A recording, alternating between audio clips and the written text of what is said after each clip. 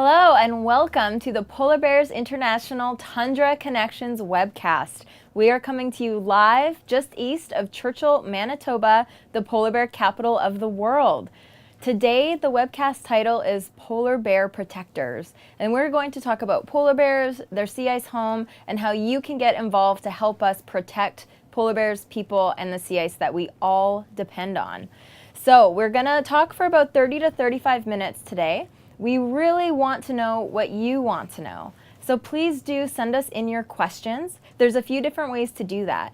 We can look at questions@pbears.org, which will come up on your screen right now. So you can email us at that email address.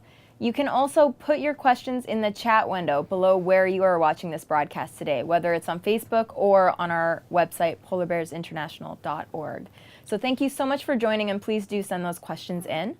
My name is Elisa Mccall, and I work at Polar Bears International, and I've been lucky enough to be here on Tundra Buggy 1 all season watching polar bears. We do have a polar bear just outside our window, laying in the willows. It's going to be a little hard to see today. We do have a snowstorm, so nothing like being in the subarctic in a snowstorm. It's pretty exciting. I promise you there is a polar bear there. If we're not able to see that one during the webcast, we've got lots of great other polar bear footage to show you.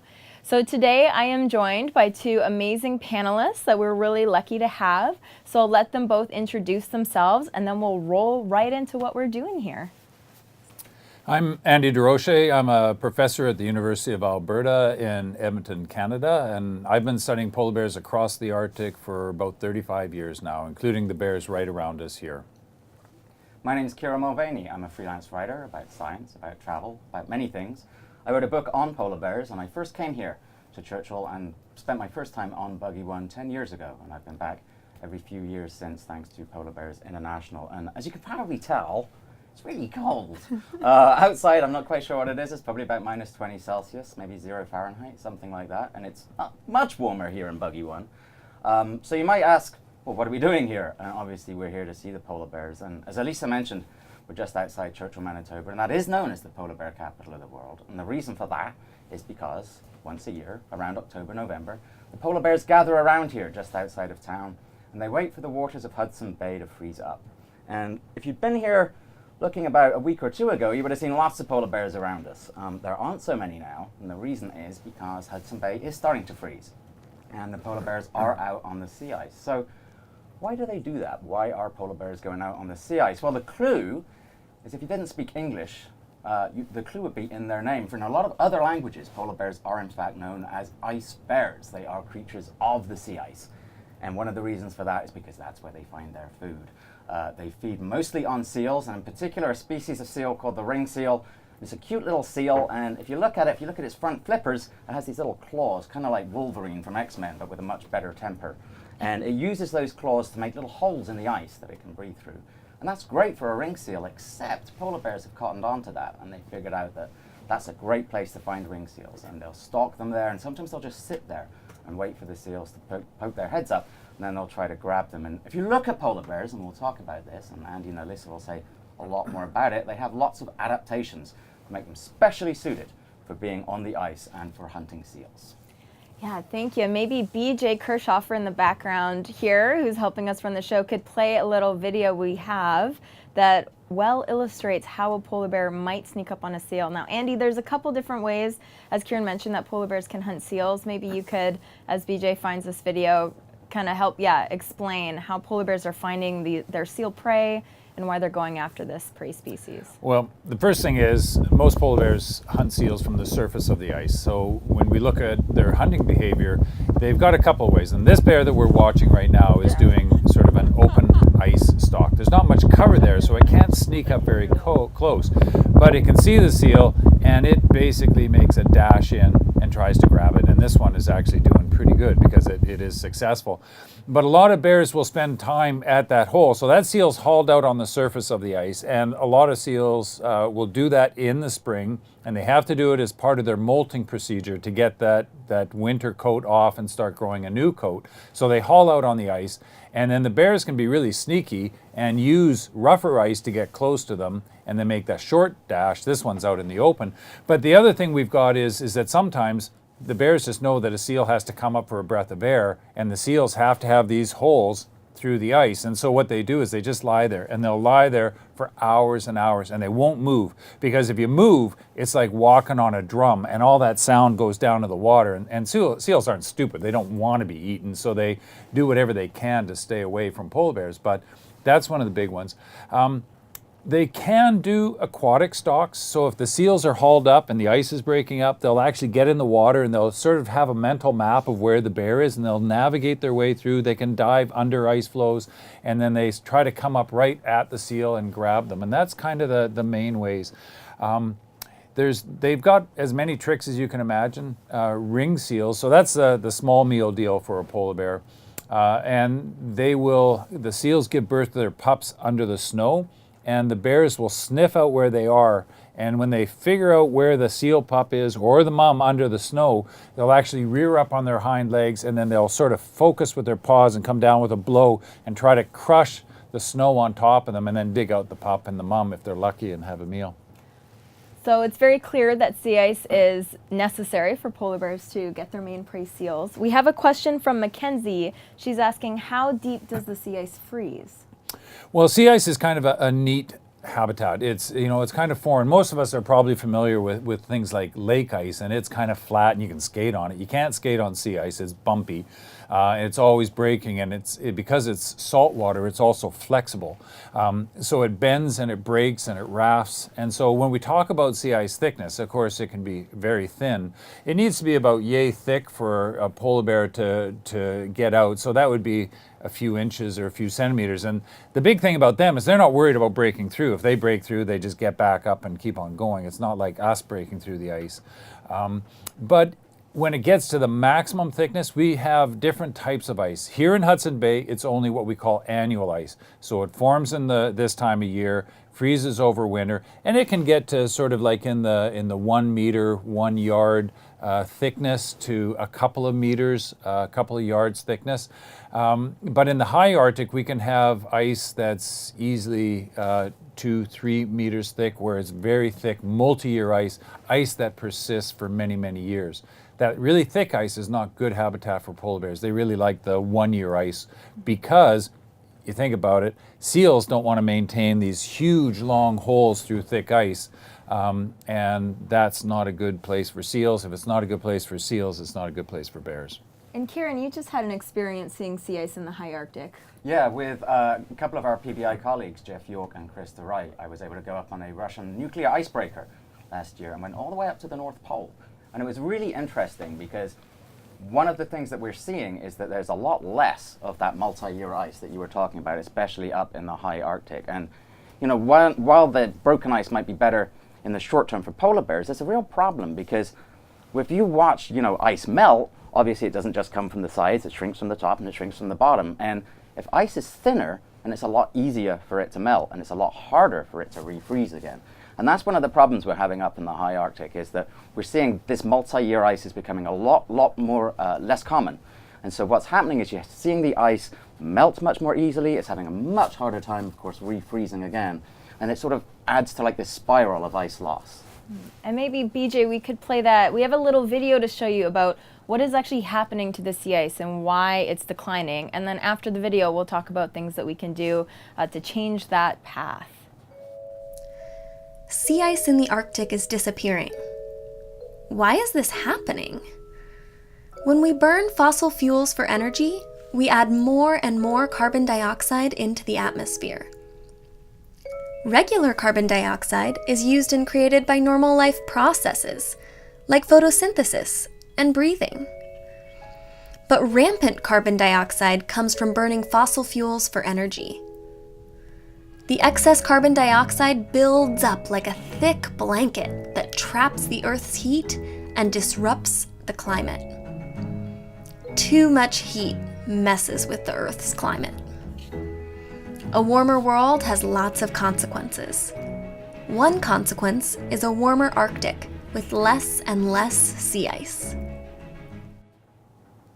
So you can see that there is a reason that we're losing sea ice, and of course this does impact polar bears, but How exactly do we know that polar bears need sea ice and that they won't be okay without it? How do we know they can't just live on land? Andy, what's the evidence we have that polar bears need ice? Well, it's really pretty simple, and we only find polar bears where we have sea ice for most of the year. So that's the number one thing. So if you look at where sea ice is in the Arctic, that's where polar bears live.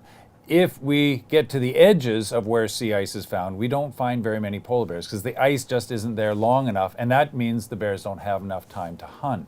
But if we go back into deeper time, and we look at when, let's say, the last glaciation, when the world was much colder, what did polar bears do when the Arctic was that cold? Well, they actually went south. So we know from fossil history that we had polar bears in places like the northern parts of the United Kingdom around Ireland.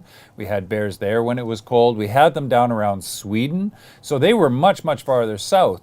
And when the climate warmed again, they just didn't move on to land and adapt. They just disappeared from those areas and they retreated northward with the sea ice. The problem with the current trend of sea ice loss is we can't push them any farther north, because once we go off where they currently live, we get into the deep parts of the Arctic Ocean, and that's bad habitat for polar bears because it just doesn't have the biological productivity. So the bears are really like to be fairly close to shore, and we can't push them any farther north. This is as far north as they can go. Sea ice is just such an important ecosystem, not only for polar bears, but also it forms the base of the food chain in the Arctic, which is so cool. It's like the soil is to a forest. So we've got little plants growing up inside sea ice, algae, that's absorbing the sun through the sea ice, growing the base underneath the sea ice, and this is feeding the little microorganisms like copepods, which feed the fish, which feed the seals, which feed the polar bears. So it's really important for the whole ecosystem to function. And we have seen evidence, somewhat with our own eyes, about what happens when polar bears aren't getting out on that sea ice. And Kieran, you had an experience like that. Yeah, absolutely. And to add to that, it's very cool if you're ever on an icebreaker, especially not a real big one, and you're kind of pushing through the ice floes. You can look over, and as you see the ice floes break apart, you see these little Arctic cod, they're called, these little fish swimming. And you realize like how much is going on underneath that sea ice. But yeah, that first time that I did go out on the ice and did see that, the very first polar bear I ever saw had actually somehow managed to get stranded. The ice edge was quite far to the north. We were off the north of Alaska, and we saw this bear swimming toward us, and it must have been swimming, as Andy can attest, they can swim very long distances and for very long times, polar bears, but it's really, really, really hard for them. And there were just a few ice floes around us, and this polar bear managed to haul itself out onto an ice floe, and it was really, really skinny. You could tell that it hadn't been on the ice, it hadn't been eating, it was losing a lot of weight, and I'm sure its future wasn't a really good one, but it sort of looked at us. We were cooking lunch, I think, and it probably could smell us from miles and miles and miles away and desperately wanted to get on this ship with all these funny looking seals walking around on it, but it couldn't, and it just drifted away on the ice floe. Yeah.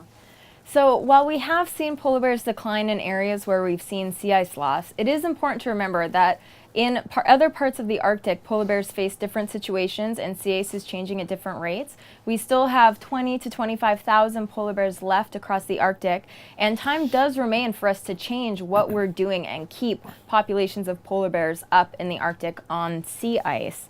So 10 years ago, polar bears were listed on the United States Endangered Species Act, and this was because of the threat of climate change. Now, sea ice is a unique ecosystem in that we have to do slow conservation with sea ice. In other habitats, we can do faster conservation. So for example, if we're concerned about a certain forest, there's some quicker things we can do. We can plant some trees, for example. We could maybe put up a fence to protect that forest. If it's a problem with people coming in, we could hire somebody to help monitor the forest. But with sea ice, we can't put a fence around it to stop it from melting. We can't hire someone to just watch it and keep it safe. And we can't grow more of it at the amounts we need at all to cover the Arctic. So what we need to do is be proactive, and we need to come together now to reduce those carbon dioxide gases and other carbon gases that add to that heat trapping blanket effect around the world. So we're going to show you some inspiring pictures of people around the world working on climate solutions while we talk a little bit about things that we can all do together. And please make sure that you're still sending questions in, and we'll get to some really shortly here. So BJ, if we could pull up some of those. Thank you so much. Awesome. So we must protect polar bears from being harmed by climate change, and this means safeguarding the sea ice they depend on. The key is moving toward energy sources like solar that don't add to the heat-trapping blanket effect. It's important to look for ways we can make a difference in our communities. Ask your school officials to set the thermostat up or down, depending on the season, by at least 2 degrees. You could even compete with other nearby schools to see who can reduce energy consumption the most. Give your parents and teachers homework and talk about getting designated bike lanes on more roads. You could organize a bike bus to get kids safely to school and to camp without relying on as many cars. So many people are joining together in communities to do the types of things that use less of the types of energy that burn fossil fuels. Even in Churchill, we are running some of our polar bear cams on solar and wind power. So these are all steps towards safeguarding the sea ice that polar bears and people depend on. It's the right thing to do for polar bears, the planet, and the future protection of all of us, which is pretty important stuff. We want to make sure we've got polar bears, but also a healthy planet for everyone into the future. So we'd love to hear from you about what you are doing maybe in your school. We've got lots of ways to get involved on our website, and we are going to take a couple questions right now. So we've got a question from Sisler High School. Andy, can you imagine a scenario where climate change forces polar bears further north away from Churchill? Oh, I think that's pretty easy to see. This is one of the more vulnerable populations of polar bears in the world. The bears around us, when I started studying these bears in the 1980s, there were about 1,200. We're now down around 800 bears. And so that's a pretty big decline just in a couple of decades, and we can attribute that to the sea ice loss. If we look forward in time, it's always hard to predict the future, but our best estimates, based on what the sea ice scientists are telling us, is that we'll probably lose this population before we get to mid-century. So it's a concern. I mean, we'll still have polar bears in other areas. We have 19 populations, and the changes are happening at different rates in each of these populations. It's likely we will have polar bears out to the end of this century. So it's not all doom and gloom, so to speak, but it certainly gets better for polar bears if we can deal with greenhouse gases, and the sooner we do that, the better for the bears and ultimately for us as well. Absolutely. Yeah, it's not all on your own shoulders or an individual's shoulders to do something, but we can all work together and find ways that larger groups are coming together in their communities, in their states, in their provinces, in their school districts in some cases.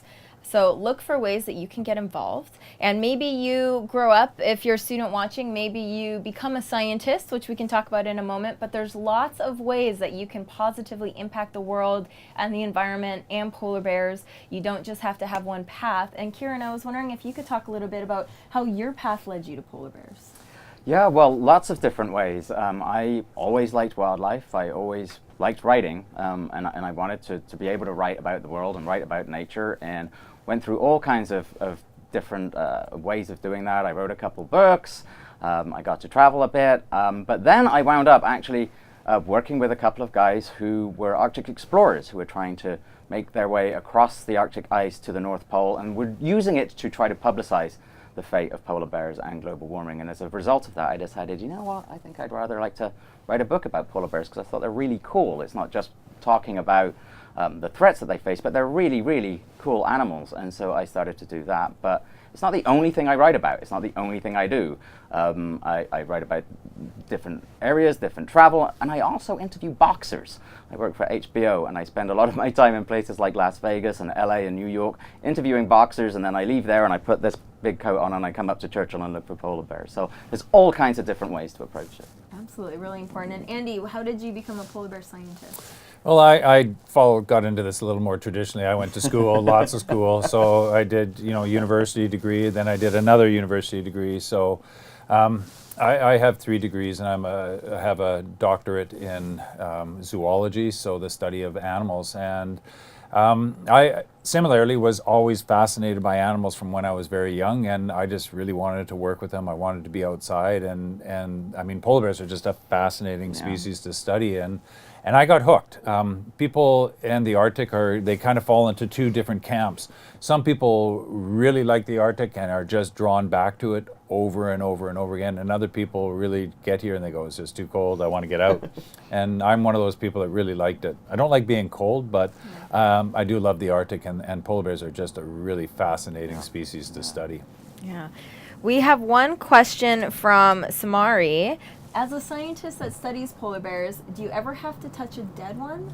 Yeah, we do. I mean, it's interesting because we study polar bears when they're alive, obviously, but we also are very interested in why polar bears die. So a lot of the times when we get them, so you probably watch these crime shows on TV, and they do an autopsy. When you do it on an animal, we call it a necropsy. And so we do that quite often. We work with veterinarians, and the veterinarians come in, we bring the animal to them usually, and then they'll go through and look at the various tissues to find out, are there certain signs of, we can tell why they died. So was it starvation? Was there disease involved? Was there an injury? So those sorts of parts of the question are really important, because it's not only we want to know how many cubs are being born in a given year, we also want to know how many bears are dying in a given year, and then what are they actually dying of. And one of the concerns we have in this population is that more and more bears are perhaps dying of starvation, and that's actually fairly easy to detect in a dead animal. Could you talk a little bit about the history of research in this polar bear population? We are in the western Hudson Bay polar bear population, which was mentioned before. It's one of 19 different groups of bears around the world, but this is one of the best studied groups of polar bears on the planet. Maybe you could tell a little bit about the history, because you've been a part of it. Yeah, well, the history of research here goes back almost 50 years now. It really started to pick up in sort of the intensity about 40 years ago. And basically, we go out every year working with government scientists in this area as well, and monitor the bears. So what does that mean? Well, we go out and we catch a sample, we weigh them, we measure how long they are. Some of the bears in this area are also either have a radio collar around their neck so we can track their movements. We also have some that are wearing little ear tag radios that talk to satellites, and then they send us all their locations back to our office. So we also study other things like what sort of pollutants are in the animal, so we can take blood samples, hair samples, claw samples. We even take a small tooth from the bears, and it's just like counting the rings on a tree. We can find out how old that bear is. And then we tag them. They each have their own individual number so that we know who they are over time. So we can monitor body condition, growth rates. We can look at how many bears are in an area. And then once they leave here, where the heck do they go? Right. Yeah, it's really important to have these long-term data sets, and especially when we're comparing things to changes in the climate, because things do happen over long periods of time. So we can't say for sure that in any 1 year or 2 years something's happening, but if we have 10, 20, 30 years of data, then we can better say that we're seeing changes and that something's going on. And so these polar bears here have been teaching us about what can happen to polar bears in other places as they lose their sea ice habitat. So we're going to take a couple other questions. So we wanted to, again, thanks Sisler High School for watching there in Winnipeg, Manitoba. We love chatting with Manitoba students, especially since we are in your home province. Pretty cool. We also have a hello to the Chilliwack secondary students, where Andy was saying his wife is from. Yep, Great. she went to that high school years ago. Awesome. Okay, so this is kind of an interesting question from CSS Biology. What is one of the most unique behaviors that polar bears exhibit? Unique behaviors. I mean, when you get down to it, there's only one species in the world that really is a seal killing specialist, and I mean, one of the ways to think about polar bears is they're like seal murderers out there, and they go around and once they kill them, they're like a fat vacuum. So it's like they just go out there, they rip them open, and they suck the fat off. It's really kind of cool. It's what I call the Oreo cookie effect. So you've all had an Oreo cookie, and you break it apart, and you don't really care about the chocolatey biscuit, right? You want that icing in the middle, at least maybe when you were little. And it's the same thing for seals. They get a seal. They don't really care about the outside, which is all furry and hairy and skin. They want that blubber layer, that white fat. That's what really makes a polar bear tick. And for polar bears, we always talk about the fattest is the fittest. And the fatter you are as a polar bear, the better shape you're in, the more likely you are to be able to survive year to year, or to have nice, big, healthy cubs as well. So it's that's probably the coolest thing. I mean, there's no other species around that is as predatory as polar bears in the bear world. We've got 8 species of bears, and this one's way out on the end. That is pretty fascinating. So Kieran, earlier you'd spoken about your travels to the North Pole. You've been to Churchill many times. When you talk to folks back home or around the world about polar bears and your experiences, what do you get asked, or what do you like to tell people about polar bears? The thing I like to tell people about polar bears is there's nothing quite like watching a polar bear on sea ice, watching it in its element, and you just see how incredibly well adapted they are. And the amazing thing about watching them, if you're ever fortunate enough to actually be out on sea ice with polar bears, is just the distances they can travel. You can be out on sea ice, and from our perspective, there's nothing going on, right? It just looks like a big expanse of nothing. And then out of nowhere, you'll just see a polar bear that's happily just wandering and wandering and wandering, and is occasionally sniffing the air. And to the polar bear, there's all these kind of wonderful smells and sounds and wonderful opportunities to hunt. And you just see just how perfectly adapted they are. And one of the things that I always noticed about them as well, is we talked earlier about how well adapted that they are. And I was here in Buggy one time, and somehow I ended up all by myself out on one of the back decks, and I was watching this polar bear off in the distance. And they can cover distances really fast, right, without even breaking a sweat. And I watched this polar bear, and it came close to me and came close to me. And the thing that I noticed when it was right underneath the deck, I couldn't hear it, right? It's like their paws are so amazing. They have these huge paws, which are like big giant snowshoes. And that's one of the reasons that they're able to sneak up on prey when they do that, is because for such a big animal, they're really, really quiet. And that's one of the things that always impresses me with polar bears. Oh, that's so great. Yeah, those huge, huge paws. Right. They can be bigger than dinner plates. Yep. And they also help distribute the bear's weight, probably helping with the quiet factor and helping them not break through the sea ice, even though they can be quite heavy. How much does a polar bear weigh, Andy? Well, you know, and that's always, I mean, they're born really tiny. Yeah. So let's start with the babies. I mean, they're basically guinea pig size when they're born. So about 600 grams, near a little over a pound. So they're tiny. But at the biggest, at the outside, we can get up to 800 kilos, which is over 1,600 pounds. So these can be massively huge.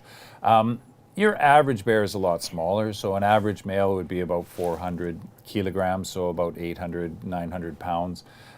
Females are about half that in size. But again, huge variation in body condition means that their weight fluctuates massively over the years. So these bears that are on land now, they haven't eaten for many months, and every day that they're on land, these bears are losing about 1 kilogram of mass, so about 2 pounds of body weight per day, just burning up their energy stores. So for polar bears, it's a really feast and famine. They need that ice to get that energy. They store it up on themselves by eating all these big fat seals, and then they use that energy when they come on shore here, because there's not much to eat here on land. There's a little bit, but not a lot. Certainly not enough to sustain a bear, so they just keep losing their weight over this period. So they vary dramatically in their body condition over a year. So we've got a great question from Hannah D that I'm going to throw your way. She's also at Sisler. Can a group of fully grown seals ever beat a polar bear in a fight? Oh, no.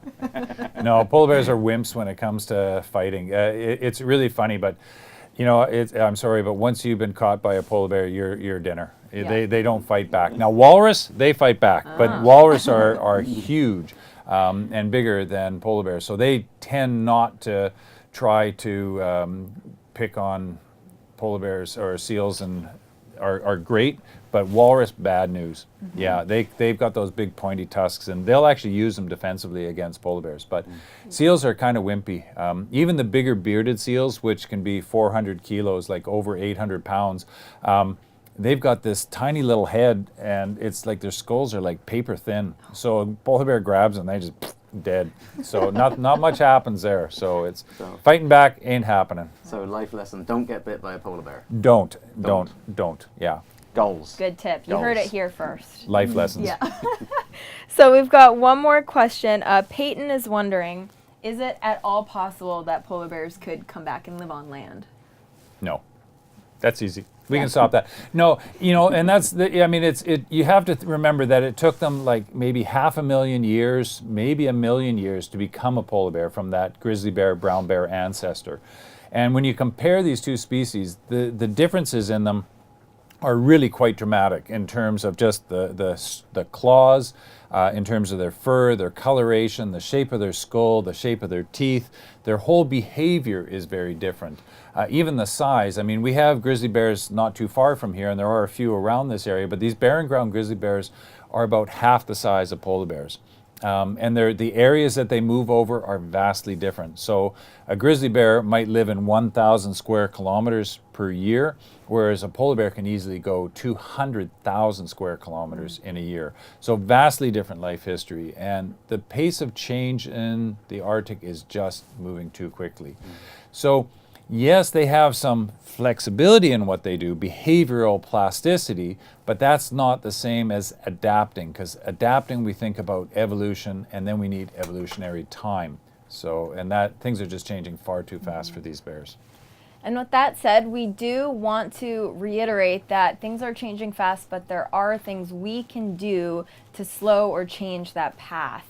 And so I'd like to ask both of our panelists what advice they would have for students, maybe in middle school or high school, on what you can do on behalf of polar bears that will also be good for people. I don't know who would like to go. Well, I mean, in our house, we've done a lot of things. We had to replace some windows that were getting old. We went to triple pane. They cost more, but they're much more energy efficient. We also keep our thermostat lower. I mean, that's a conscious decision. When we leave, we have now one of these fancy ones that you can program. And so if we know we're not home, we can turn it down remotely with our phones. And then the other thing we've done is we've gone totally over to LED bulbs. And so that's a big reduction in how much of our carbon that we're using for light. And those are sort of some of the basic ones. We really try not to drive as much. We do have bikes and we do use them. Yeah, I'm big on the thermostat as well. Putting on an extra layer means that sometimes people may be a little bit reluctant to come and visit you, but that's okay. They can learn to put on a sweater as well. But the other thing I think that might be really good for everyone who's watching is, if you like polar bears and you care about polar bears, talk to people, right? Talk to people. You don't even have to lecture them about all the problems that are happening with polar bears. If we start to get people interested in polar bears and they think, wow, this is a kind of a really cool animal, I like this is interesting, I'd really like to see polar bears stay around for a long time. And then it's one step from another. Get people excited, get them interested, and then they can start to get concerned about polar bears, and then maybe about all the other things that you mentioned that are affected by global warming. Absolutely. Thank you. Yeah, communication is huge. And remember, do give your parents and teachers homework. Have them check out things that are going around in your community. We've worked with multiple schools for a Project Polar Bear contest, which we're taking a break from this year, but you'll see it next year. And we've seen schools all around the world do great projects on behalf of polar bears. One county in California, Davis County, they for all of February biked and walked to school, and every time a student did that, they got a tally, and for each certain number of tallies, they got to adopt a polar bear. So in just 1 month, they had thousands of trips, either walking or biking to school, and they adopted 18 polar bears from polarbearsinternational.org. And you can also adopt a polar bear. Check it out there if you are interested. So with that, I think we'll start to wrap up. Thank you so much. We have one more question, and then we are going to call it a day. Let's see, which question do I take? And then if we don't answer your question, we'll hop back online. Andy, do people ever eat polar bears? That's quite the question to end. Yeah, actually, I've eaten polar bears, but not ones that I've killed. But we hunt polar bears in Canada. Inuit are the main people who take them. In Canada, it's about 500 bears per year. A lot of those are hunted for the hide, which they can sell. But they also bring the meat back to the communities, and it is considered a delicacy. It is shared out among the community, so everybody shares. It's not my particularly favorite thing. I mean, it's not really cool to eat your study animal, but a fellow I know, an Inuk hunter, had some, and it was okay. It wouldn't be my favorite. I wouldn't be seeing it on too many restaurant menus, but people do eat it. You got to be a little bit careful with how you cook it, because it is wild, and they do have these parasites, trichinella, and you have to cook it well enough to make sure you don't get the parasites, because that's not good. But yeah, it's not a common dietary item, and people don't rely on it. But what we call country foods is still really big in the north, and people rely on food from the land. Absolutely, and that's another reason that sea ice is so important. People in the north also use sea ice to access their food. It's a really important part of their lives in the winter. It supports the animals that they rely on to eat and use the hide for clothing. Sea ice, again, it supports the whole ecosystem, and the ocean is like the garden in the north. It's really important that we keep that sea ice protected for people as well as for polar bears. And the best way to protect polar bears is to protect their sea ice home. So while some polar bears can be hunted and maintain a population in the wild, big picture to keep polar bears long-term in the Arctic, we are protecting their sea ice home. That's what's going to do the trick there. And again, that is reducing carbon in the atmosphere. And we've talked about some different ways we can do that today. Please do check out our website for more at polarbearsinternational.org. There is a Get Involved button. And no matter what age you are or what your ability is, there are different ways that you can get involved. So it is important to remember that time remains to make sure that we keep our planet healthy and protect future generations of all of us. So do please find ways to get involved and let us know what you're doing. We want to give you shout outs as well. We also would love it if you could fill out a feedback survey. If you're a teacher or a parent or even a student watching, your feedback helps us make our program better. And if you fill out this survey, then you will be entered into a draw to win one of 3 cub adoptions for your classroom, which is pretty exciting. And you'll also be given a link at the end of it to an online folder of resources, including a very cool polar bear coloring book and that animation we watched earlier about climate change, as well as some different images that you can use however you would like. So thank you so much for your participation today. Thank you for your questions. Thank you for taking the feedback survey. And thank you for everything that you are doing for polar bears.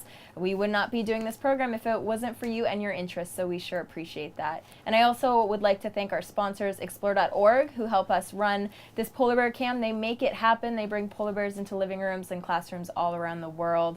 Also, Frontiers North Adventures, who donates Buggy 1 to us completely all fall so we can do programs like this. And then Canada Goose for being our major sponsor and helping us make this all work as well. So we sure appreciate your time. We are going to end on a really fun video from one of our Project Polar Bear classrooms, help get people inspired, and continue to check us out online through the rest of polar bear season. The ice is coming back, so the polar bears will be gone soon, but we'll be here until the end. So thanks so much. We'll see you soon.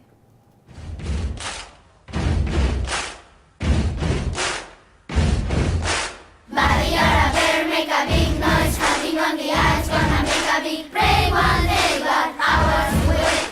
We could race, stopping and waiting for them to wait.